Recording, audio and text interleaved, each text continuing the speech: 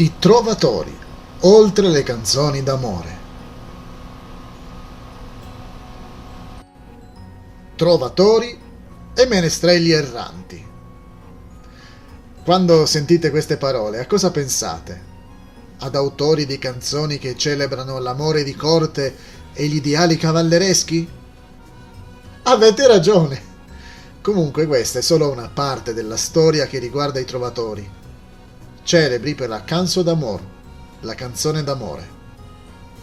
Ecco perché sono spesso rappresentati con il liuto in mano mentre cantano una serenata dedicata a qualche nobile dama. Ecco perché sono spesso rappresentati con il liuto in mano mentre cantano una serenata dedicata a qualche nobile dama. Eppure l'amore non era la loro unica preoccupazione. Partecipavano volentieri ai dibattiti sociali, politici e religiosi del loro tempo. I trovatori fiorirono nel XII e nel XIII secolo nel territorio conosciuto oggi come il sud della Francia. Erano poeti e musicisti che componevano usando le lingue romanze dell'epoca, la lingua d'oc, che era parlata un po' in tutta la Francia a sud della Loira, nelle regioni confinanti con l'Italia e la Spagna. A quel tempo, in Francia, il latino ereditato dalle legioni romane, la cosiddetta lingua romane, aveva dato luogo a due lingue volgari. Nel sud del paese si parlava la lingua d'oc, chiamata anche occitano o provenzale, mentre al nord c'era la lingua d'oïl, l'antico francese. Queste due lingue devono i loro nomi al differente modo in cui si diceva sì in quei territori. Hoc, dal latino hoc, a sud, e oil, dal latino occhile, a nord, da cui deriva il francese moderno oui.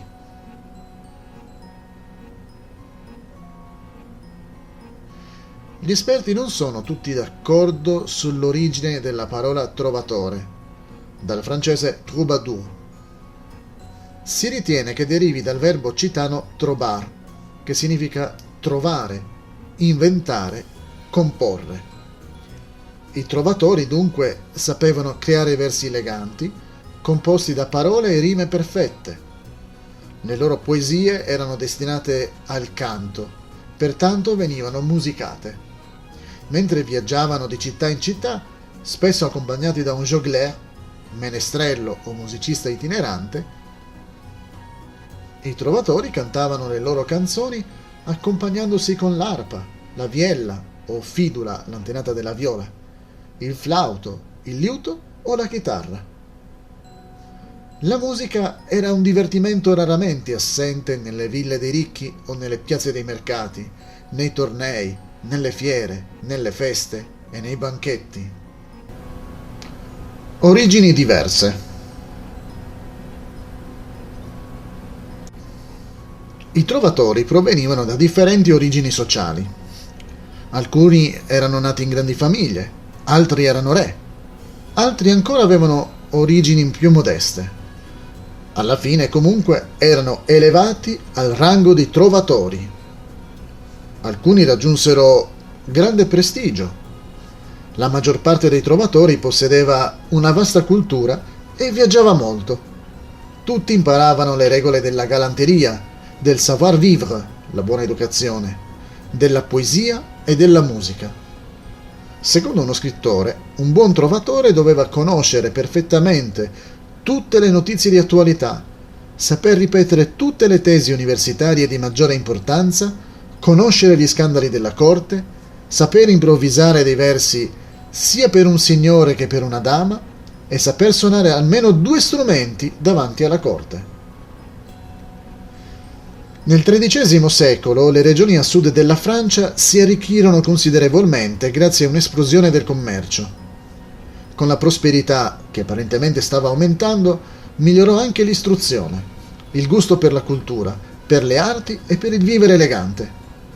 I signori e le dame della Languedoc, lingua d'oca, e della Provence, Provenza, furono i mecenati più devoti ai trovatori. I poeti, molto rispettati, esercitavano presso di loro una forte influenza per il gusto, le mode e le maniere dell'aristocrazia. Grazie a ciò, in Europa nacquero i balli da sala. Soprattutto, come spiega un'enciclopedia, il loro più grande apporto fu di creare attorno alle dame un'aura di cultura e di raffinatezza rispettosa senza precedenti. Un nuovo rispetto per le donne.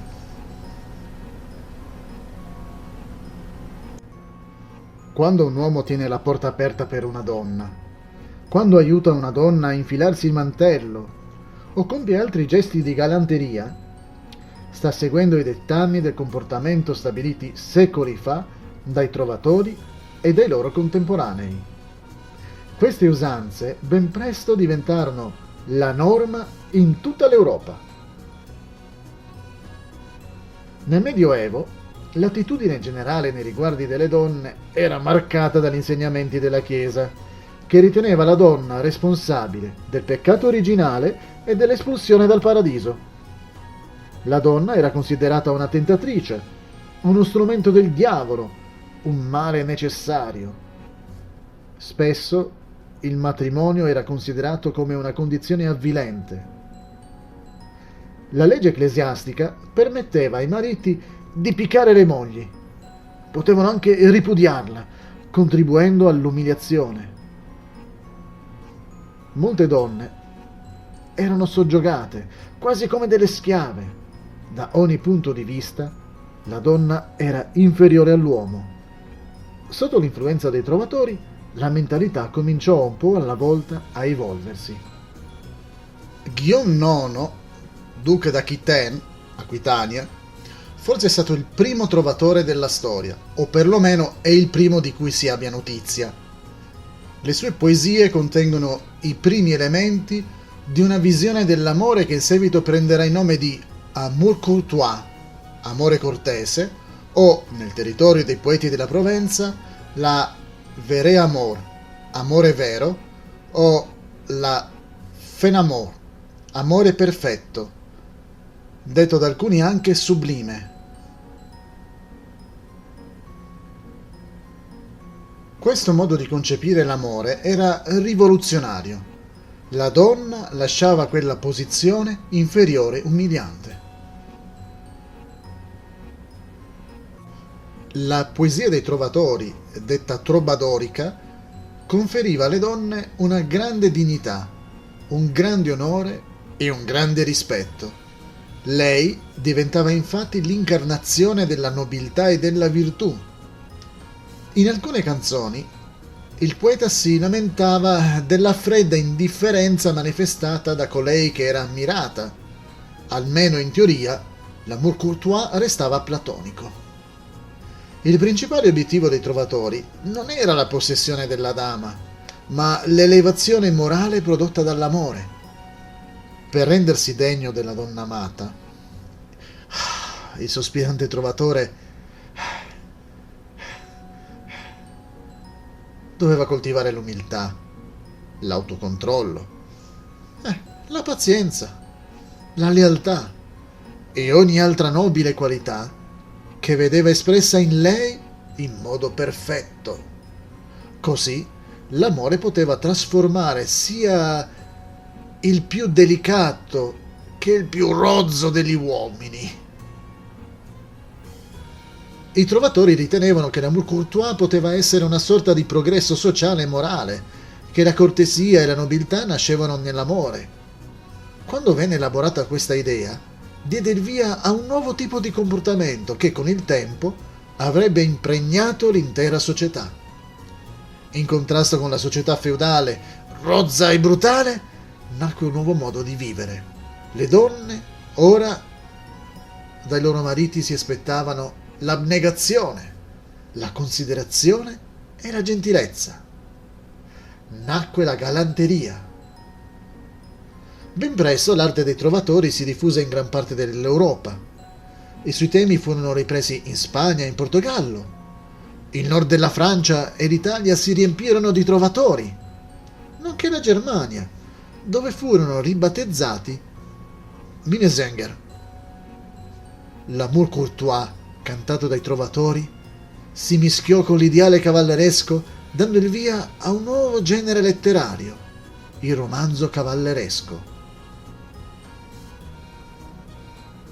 All'inizio si chiamava romanzo, qualsiasi testo scritto in lingua romanza, invece che in latino.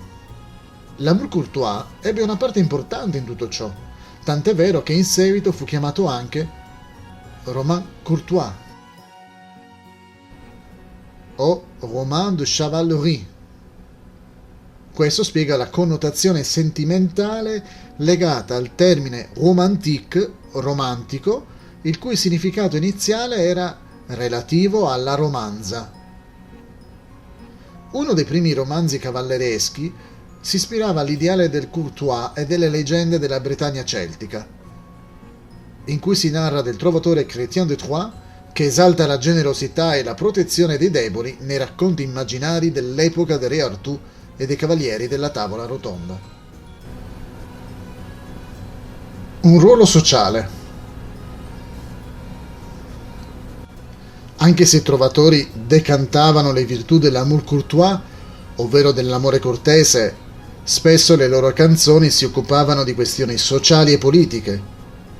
Nel suo libro La vieille l'épée, Martin Aurèle spiega che le loro preoccupazioni amorose non erano mai un impedimento per prendere parte attiva nelle lotte in cui opporsi ai loro contemporanei, né per contribuire con le loro composizioni al successo di questo o quel partito. Quanto alla posizione particolare dei trovatori nella società medievale, Robert Sabatier scrive: «Mai la funzione di poeta fu così tanto valorizzata. Non era mai esistita tanta libertà di espressione.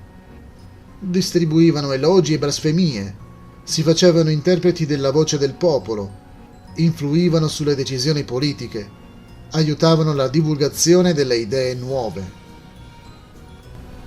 Giornalisti primordiali. Non è esagerato affermare che, prima della nascita del giornalismo, i trovatori e i menestreli svolgessero il ruolo di media. I poeti medievali erano dei grandi viaggiatori. Spostandosi da una corte all'altra, da Cipro alla Scozia e dal Portogallo all'Europa orientale, collezionavano informazioni, notizie, storie, melodie e canzoni. In questo modo, con la loro bocca, diffondevano velocemente le notizie ai loro colleghi. Di solito, però, usavano il canto per riferire le notizie e per esprimere il loro punto di vista o il loro giudizio. In un modo o nell'altro, influenzavano le menti e spingevano le popolazioni ad accettare o a rifiutare una certa causa. Una delle numerose forme poetiche utilizzate dai trovatori era il Sirvente, il cui significato letterale è chanson de serviteur, canzone del servitore. Alcuni poemi denunciavano l'ingiustizia di un signore, altri ne celebravano la bravura, l'abnegazione, la generosità e la pietà, oppure ne pubblicizzavano la crudeltà barbarica, la lascività, l'ipocrisia e la cupidità.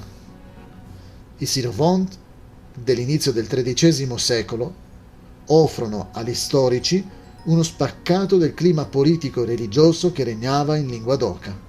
La Chiesa villipesa. Dopo il fallimento delle crociate, molti misero in discussione l'autorità spirituale e temporale della Chiesa cattolica. Il clero affermava di rappresentare il Cristo, ma con la condotta dimostrava il contrario. L'ipocrisia, la cupidità e la corruzione erano proverbiali. Avidi di ricchezza e potere, i vescovi e i preti favorivano i ricchi. Visto che trascuravano i bisogni spirituali dei poveri e del ceto medio, finirono con alimentare il malcontento. In lingua d'oca, i nobili e i borghesi erano generalmente persone colte. Secondo lo storico Hugh Trevor Roper, i laici, che accedevano alle migliori scuole, scoprirono che la Chiesa del XII secolo era molto diversa rispetto agli antichi modelli che professava di imitare. Spesso si arrivava a pensare: che differenza con la Chiesa non istituzionale precedente a Costantino, la Chiesa degli Apostoli, delle persecuzioni! Una Chiesa senza papa e vescovi feudali, senza ricchi finanziamenti, senza dottrine pagane, senza articoli di fede creati per arricchirsi e conquistare più potere. La lingua d'oca è una terra di tolleranza. I conti di Toulouse e altri signori della Francia meridionale accordavano la libertà religiosa ai loro soggetti. I valdesi tradussero la Bibbia in lingua d'oc e predicavano a due in tutta la regione. I catari, chiamati anche albigesi, propagandavano le loro dottrine e convertirono numerosi nobili. Molti sirventesi, servant, riflettevano la delusione, l'avversione e la mancanza di rispetto che suscitava il clero cattolico. Guy de Cavaillon attaccò il clero, affermando che era colpevole di aver abbandonato la sua vocazione primaria per concentrarsi su troppe attività temporali. Nelle loro canzoni i trovatori beffeggiavano l'inferno, la croce, la confessione e l'acqua santa. Prendevano in giro le indulgenze e le reliquie. Per loro, i preti immorali e i vescovi corrotti erano dei traditori, dei bugiardi e degli ipocriti. La Chiesa contro la libertà.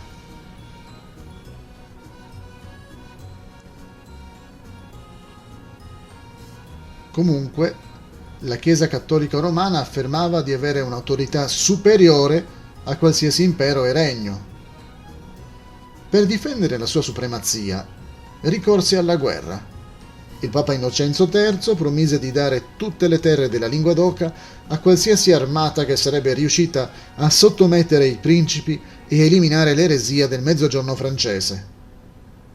Fu lui la causa della crociata contro gli albigesi, 1209-1229, di una lunga serie di torture e di massacri che resero quel periodo uno dei più sanguinari mai conosciuti dalla Francia. I trovatori ne parlavano come della fausse croisade, la falsa crociata. Nelle loro canzoni descrivevano con dovizia di particolari la crudeltà con cui la Chiesa attaccava gli eretici, nonché la decisione papale di accordare a tutti i partecipanti la stessa indulgenza plenaria riservata ai crociati che abbattevano qualche musulmano, visto che per gli ecclesiastici si trattava di infedeli. Durante la crociata contro gli albigesi iniziò l'Inquisizione, con cui la Chiesa si arricchì considerevolmente. Le famiglie furono diseredate, le terre e i beni confiscati. Accusati di sostenere le eresie dei catari, la maggior parte dei trovatori se ne andò alla ricerca di cieli più clementi. La crociata contro gli albigesi segnò la fine della civilizzazione occitana, del suo stile di vita e della sua poesia. I tribunali dell'Inquisizione proibirono di cantare le canzoni dei trovatori, vietando anche di canticchiare a bocca chiusa. Ma l'opera dei trovatori sopravvisse. Le loro canzoni anticlericali hanno contribuito alla diffusione di idee che portarono alla nascita della Riforma. I trovatori meritano davvero di essere conosciuti, e non soltanto per le loro canzoni d'amore.